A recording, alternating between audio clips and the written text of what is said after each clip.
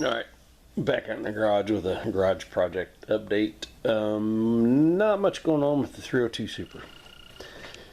I stole the front wheel off of it to put a front wheel on the 445, 1956 445. There's videos of that out there. I did get the Bumble in out of the cold because, you know, didn't I tell you about Bumbles? Oh wait, they do like the snow. Never mind. Anyway, I gotta. Yep. Yeah. It's a late night update. It's well past beer 30.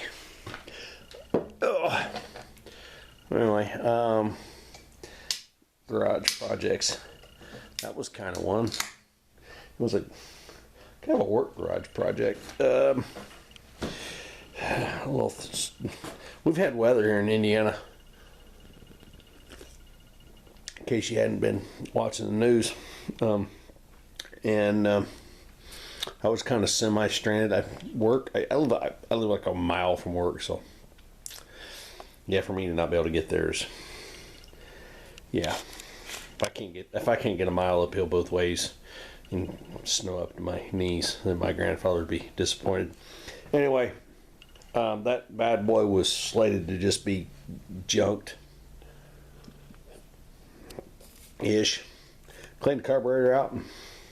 Runs pretty good. So I actually did that in the shop at work and then brought it home to clean driveways. Because we got this is a single stage thrower.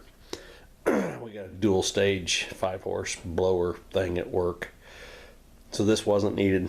It's less than adequate for work, but perfect for here. Bumble stuck out all his teeth. Quick update on the little IH Tom Thumb. I got the rod caps off. Unfortunately, one rod bolt did not want to comply. So there'll be some updates on that playlist on getting that out and trying to source a correct rod bolt because they got a taller head and whatever. But anyway, in the process, once I got the rod caps off, it spins really easy. Let's see if I can see. Oh. Give that a good swing. Yeah, if you can. So that one. The left side flywheel, most of that wiggling is me. It spins pretty true. This one over here, yeah, it's got some. And I got to looking. Maybe I've already put this in the video, I don't know. But it's been welded on those two spokes, those spokes. And you can actually still see the crack in the hub. And there's even a void down it. I don't know if you can see that or not. Yeah, look at that. You kind of, it'll focus. There's a void down there in the hub where it cracked out. I can't tell. Yeah, there's some more weld up in here. So, yeah, this flywheel. Yeah, I think you can see that there's some run out there. But I did I gave it a hillbilly polish job. I just took a long stretch of, or a full-size sheet of emery, folded it up and fold it and then wrap it around the, like that, pinch it off, and then yeah, with one hand holding this and one hand on the flywheels, spun that around, and it scored something fierce, but it did polish up. So I'm kind of curious if I run a flat wheel or something through that to kind of clean the small end of the rod up and then put it back there. See how, because the way it is right now, if I give it a good hard starting about right there, if I give it a good hard pull, I can get like 23 or about 20 to 23 full revolutions. So that's coming along. Another project I worked on is like a little temporary. Well, I got a tractor with a crappy gas tank, temporary tank. I've gone ahead, new hose, mostly new hose, new filter, new hose. One thing I've added is a shutoff valve here. The old hose that I had going down, see, I'm not going to find any of this stuff. I don't even know where the old filter's at. The old filter was nasty. This is a much bigger, much higher capacity filter, but it was an old filter full of crap. And it was just a short piece of line. It was like dry rotted, like up in it, like that much of it was dry rotted. There was no valve. It was just line into a filter in the carburetor. Last time I tried this on the 445, I was trying not to waste gas, so I took a pair of vice grips and pinched off the line, trying to keep the gas from leaking out, but it was so dry rotted between where I pinched it off and the tank, still leaked out. I don't think that's it. Oh, there it is. I think this is one of the lines off of it. Yeah, let's see those cracks. And it's just hard and stiff and just not good fuel line. So anyway, that's up and good. Oh, there's the old filter. Found it.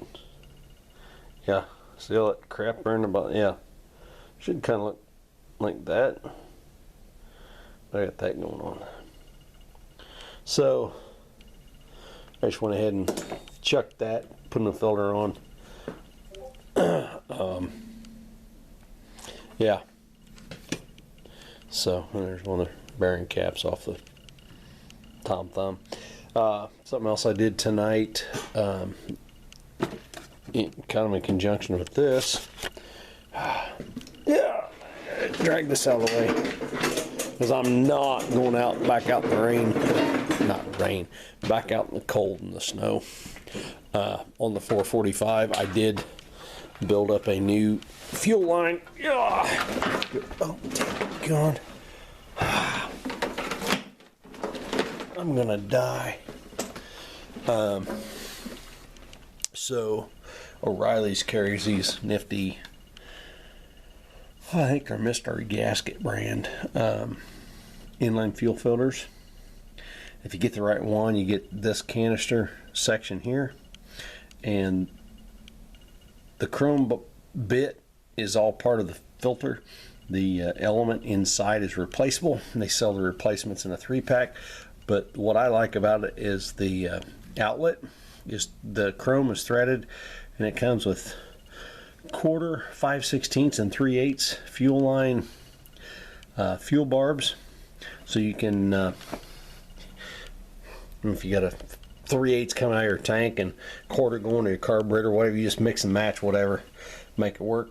I put one of these out there on the factory tank on the 445 all the way down to the carburetor. I still got it. Oh, let's see if I can get back over here. Oh boy. Yeah. Getting old hurts more. I still want to, I pulled the battery back out of it. It's right there. I want to get that thing, get a charger on it. Charger's over there somewhere. I don't know. I don't know where my charger ended up. I'm going to get a charger on it just to make sure it's top back off, because it's been bounced around between the 302 and the 445. And I even used it as a jump start pack to get my big diesel truck going. Get that charged back up, but I actually fired the 445 up and ran it off the original fuel tank without too much trouble. It remains to be seen how much junk I get in that fuel filter that I put on there. Oh, come on. See, and I got a thing there in the way. Here, let's get that out of the way. Let's go put this over here. Whew. Put that back. So where that goes. Yeah. I still got a little Maytag to investigate at some point. That might be a box of parts at a tractor show. Make me an offer. I don't know.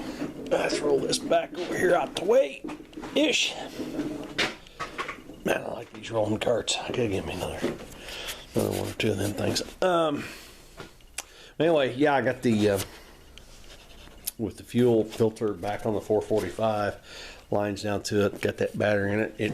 It fired right up. A little adjustment on the carburetor, and it ran better-ish. It does seem like there's maybe one cylinder that's not firing, and I don't know if that's a stuck valve or fouled plug. I don't know. I've done so little on that 445 to get it running. Yeah, I'm just showing you the eye candy on that little Tom Thumb while I talk about the yeah, I mean, the rotor's the only thing electrically or ignition wise I've changed. So could need plugs, could need wires, could need cap, rotor. No, not rotor. I replaced that. Could need cap. I just can't see a cap going bad. I could see a bad plug wire, bad plug, but anyway, I'm not gonna work on that much longer because I got to get it gone. But and I need to get started on this 302. So hopefully, yeah, I may try to replace one hydraulic line on the 445 before I get it out of here. But I think it runs good enough that get it jacked up, lift it with the tractor, whatever, swap out one wheel and tire. It should roll good enough to actually drive it off the trailer. Again, this is 302 Super Eye Candy with the Bumble. Didn't I tell you about Bumbles? They like Molines. Anyway, that's kind of where I'm at in the garage tonight. I'm gonna move that out of the way and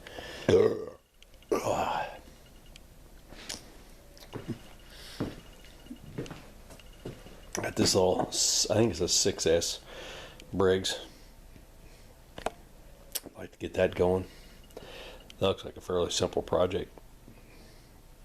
Clean up the magnets and the gap the coil and see if it's got spark, and maybe rinse out the carbonator and see what happens. I don't know, but it seems like to be a fairly original engine. Still got the little hot dog muffler and acorn air cleaner, and yeah.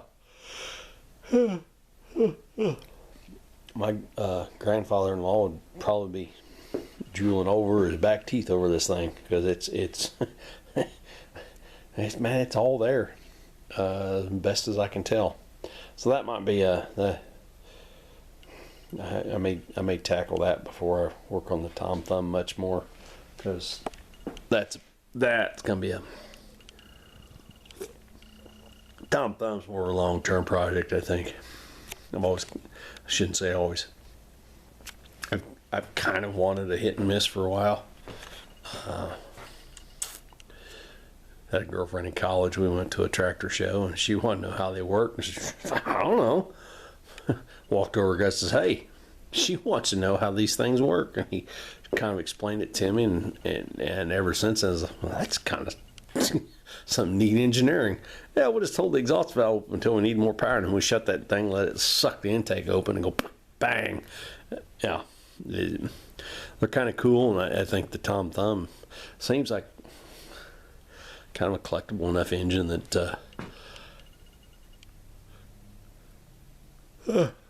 Anybody can have a John Deere horse and a half or whatever the things are. I don't know. There's a lot of them out there that I think are a lot more common than the air-cooled Tom Thumb. Yeah. Maybe if I get it running, we'll figure out some kind of job for it at the tractor show. I don't know. That'd be kind of fun to run the drag elevator for the corn show. Anyway, yeah, that's kind of my garage project update. So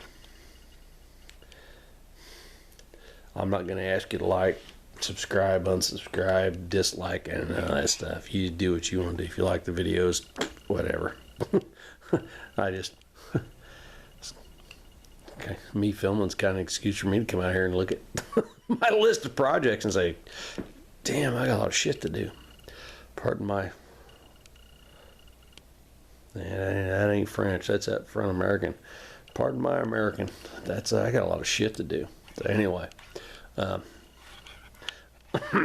I'll be back.